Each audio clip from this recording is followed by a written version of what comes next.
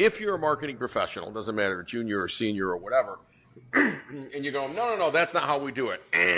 Let's stop. Because the world is moving so fast, what got you here won't get you there.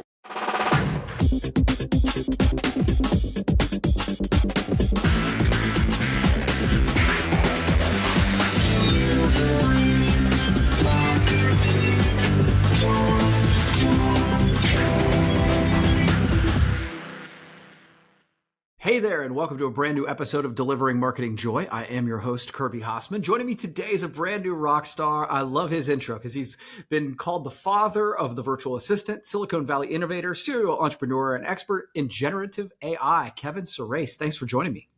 Yeah, happy to be here. Thanks for having me. Absolutely. So I want to dive right in because I think many marketers focus on execution, but you focused on invention and sort of disruption. So what lessons from your inventor role carry over into marketing and brand growth?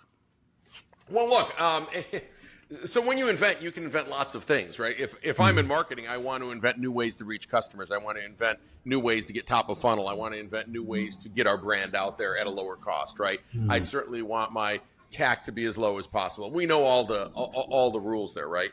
And in fact, what's interesting about marketing actually right now is that a lot of the things that used to work for us, and I think you've been hearing this for the last at least X months, if not a year, aren't working as well as they used to. Right. So, the traditional, as we know, if you are involved in a variety of, for instance, advertising on Google isn't working quite as good as it did because depending on the field, up to 50% of those searches are now in AI, and it's hard to get the AI engine to bubble you up to the top, and that's a whole other field, right?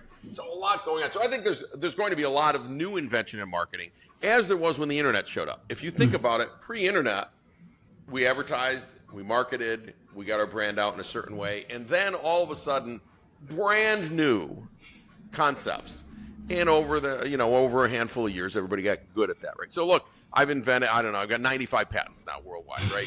And I've invented so many things, including the AI assistant and voice AI and soundproof drywall and windows for the Empire State Building and lots of other things, multivariate auctions. We can go down the list.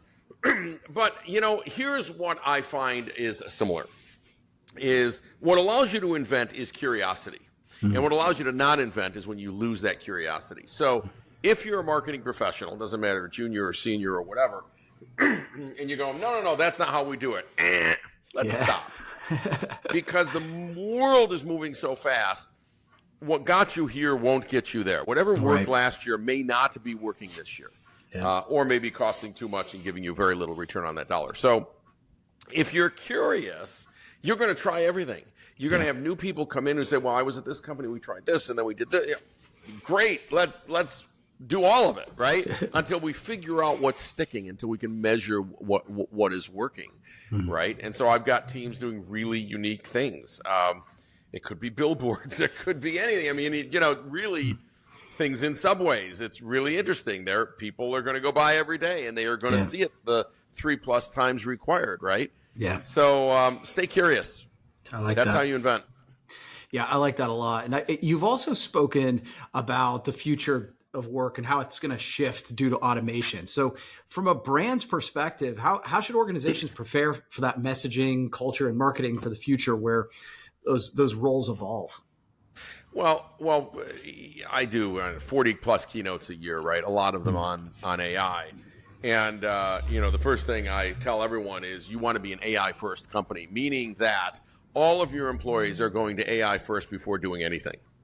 They're sparring with it. They're arguing with it. They're getting ideas from it.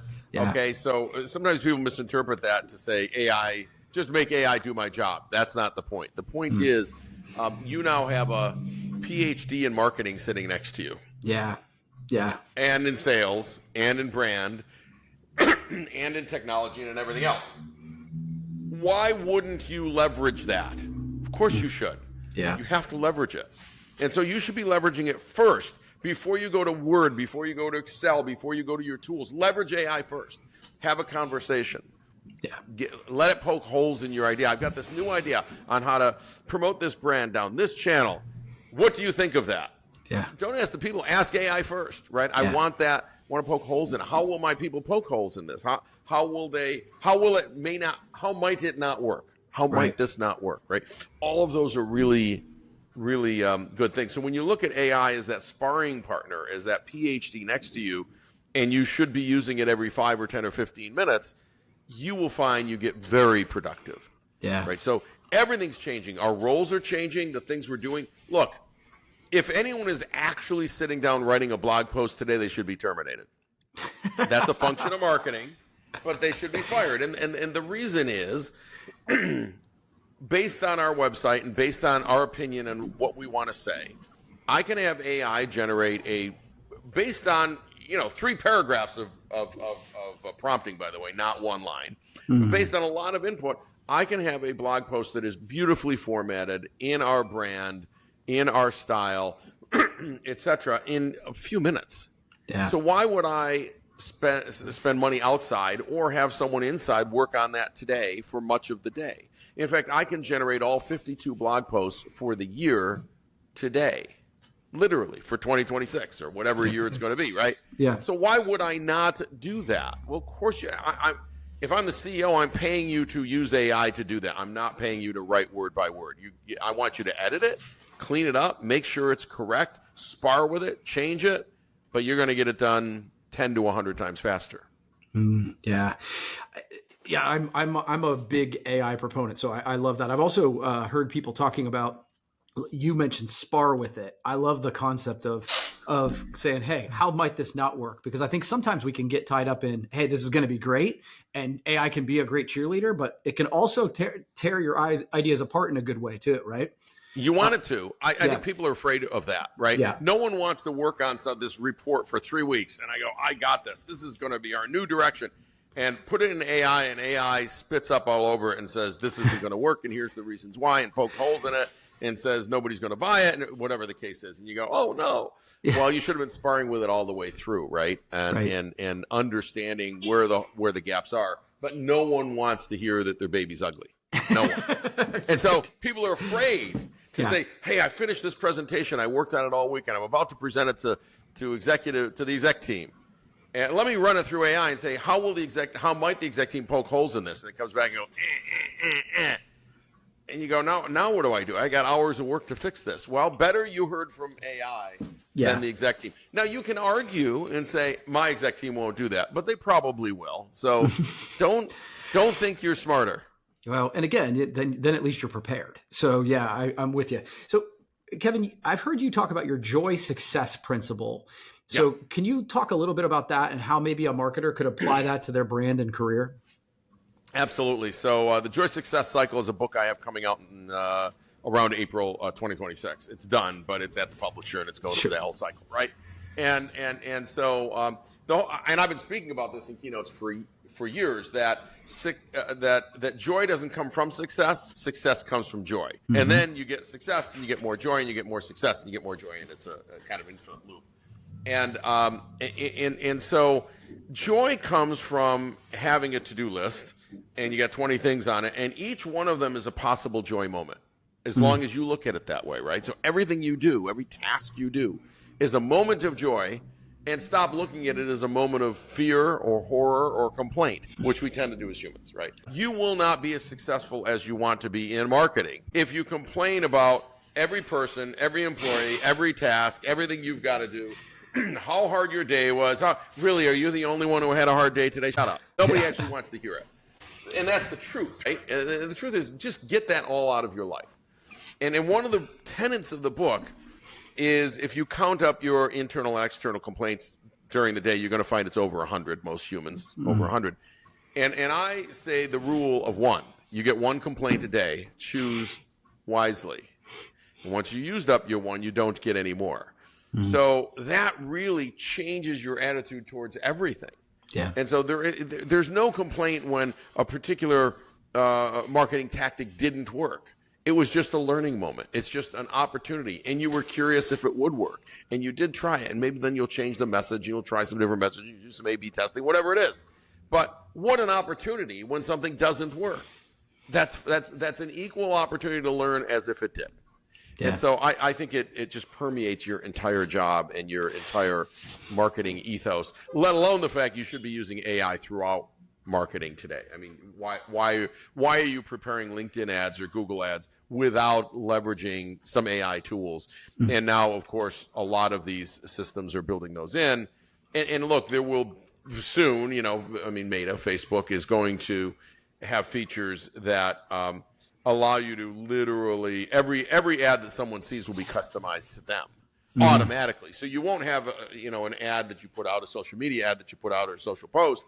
It will be literally one-to-one marketing, right? Literally one-to-one, which we imagine. Great. You won't even create. You don't have a guideline around messaging, but what people are seeing, a million people will see a million different messages, and that's okay. Yeah. I don't know what that means, but we're going to learn from it, and it could be super interesting. Yeah. I love this joy success cycle. It is one of those things that I think I fancy myself a pretty positive guy. I mean, the show's called Delivering Marketing Joy, right? But It is. But I will say that complaining can be insidious. You don't even realize you're doing it. When you do it over and over, it becomes a complaint. I tell the story that at one point, I didn't realize it, but I was complaining about cold weather all the time. And I live in Ohio. So it's just like, well, okay, so you're just going to be miserable for 6 months out of the year. And once I realized it and identified it, and that's kind of what you were saying, it's like, okay, just change the way you talk about it. Man, it improved my mood for an entire season. Let me tell you something about cold weather that we learned. We live much of the year in Rochester, New York, right, which is cold in the winter, and we do escape in the winter part of it. But I find it fascinating that people complain so much about the weather here, and the weather really isn't bad. It's quite mild, and it's quite nice, and it's a beautiful day today, blue skies, sun, etc. And then we went a couple years ago to Iceland. Now, in Iceland, the summer literally might be 3 or 4 days, and it gets to 55.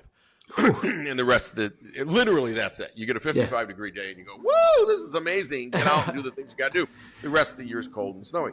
Those people are the happiest people, and they always rank some of the happiest people. And they don't complain about the weather. You ask about the weather, they go, this is our weather. We love it. It gives us so much opportunity to play in the snow and be indoors with people and go to the bars. And, they have made a life around it. They don't complain about the weather. And so, look, if they can live in that is basically the cold, frozen tundra most of the year, you don't get to complain about any weather in the United States. Just stop. Yeah, I love it. Well, hey, Kevin, where can people find more about you, your book, all that information? KevinSurace.com. That's easy enough. Yes. Yeah, cool. Well, Kevin, this has been really fun. I'm excited to check the book out myself, and we'll have to do it again sometime, okay? Yeah. Hopefully we brought joy to your listeners. Absolutely. Well, that's going to wrap up this edition of Delivering Marketing Joy. We'll see you next time.